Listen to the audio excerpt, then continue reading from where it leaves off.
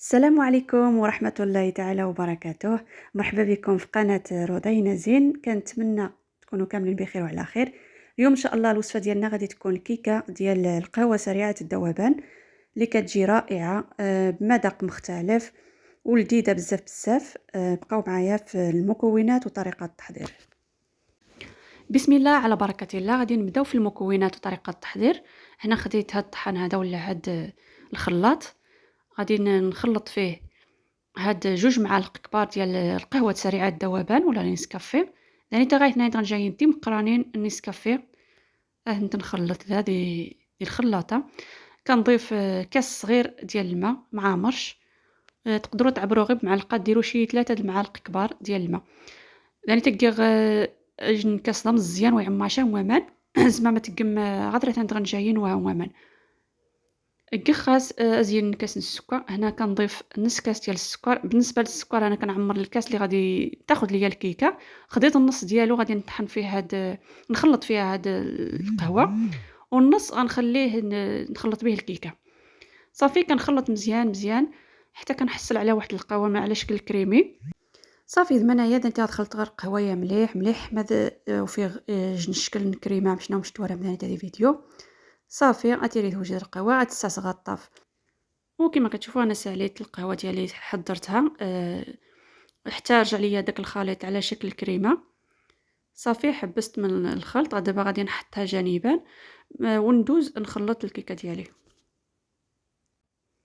وهنا انا كنوريكم كيفاش جا القوام ديالها. يعني تمشتوره من القوام نسمج ديتاس وتجيبوا تقص حطاس. هنا ما كنديرهاش قاصحه بزاف، شويه كتبقى شويه سائله باش تاخذ ليا الدقيق. صافي هنا غادي ندوزو نخلطوا الكيكه ديالنا. عندي 3 ديال الحبات ديال البيض عريضات 3 متجارين. المهم انت كدايس 3 متجارين واها ما خص ما تقم يجن المولده بقرانه تاني في متجارين تاني مع المكونات. وكنضيف داك النص الكاس ديال السكر اللي كان باقي لي من القهوه. صافي كنطرب البيض مع السكر مزيان، يعني ما كنضيفش الفاني. بالنسبه اللي بغى يضيف الفاني يضيفو، ولكن كنفضل ان النكهه ديال القهوه تبقى هي. ما كنزيدش الفاني، كنخليه بالنكهه ديال القهوه. صافي راه ما كيجيش فيه لا ريحه البيض لا والو، كتشمو غير ريحه القهوه. صافي هنا غادي ناخذ كاس ديال الزيت عامر كي خاص يجي كاس نزاج تاع ما نخلط ولا ونيه مشت ورا متجاري نخلط مليح هكذا السكر. كنضيف الكاس الاول ديال الدقيق، كاين تاكي غير كاسه مزوه نوان.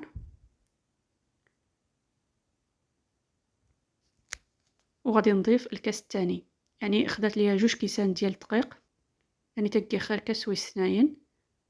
المهم الكيكه هي غادي 2 كيسان نوان.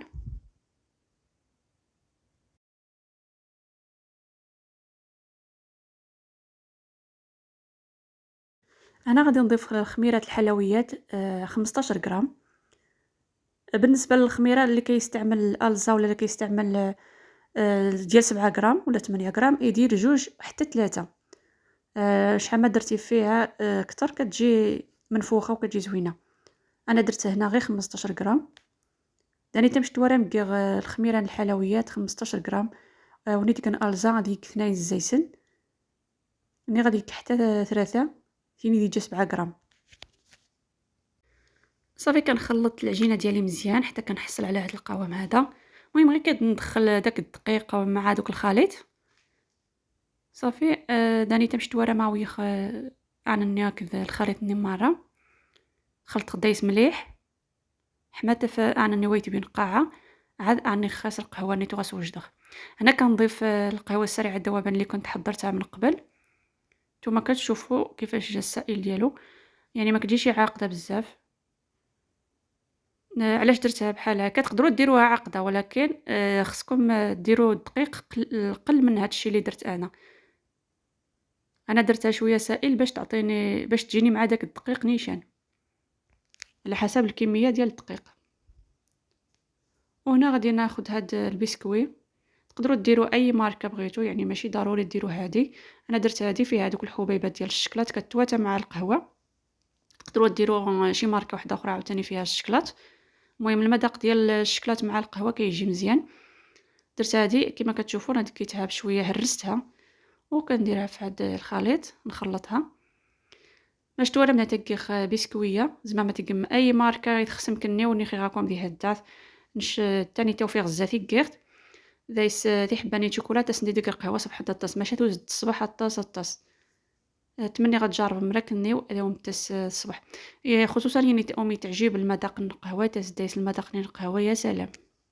خديت هاد المول دهنته بالزبده غادي نحط فيه هاد الخليط نخوي فيه هاد الخليط باش ندخلها للفران صافي داريت مشتواره مكيخ الموله يزي غير الكيكايه دهن خص الزبده كما العاده صافي هذا نفار غاشتيه اتسيفغ فران توغيخ تاع حمار اتسيفغ تكرك فراناتو وغاستك والو جنة تكسر وش غاسكر الزواق صافي هنا غادي ندخل هاد الكيكه للفران. الفران كنت حطيته يسخن غادي ندخلها هكا بلا ما ندير حتى شي حاجه.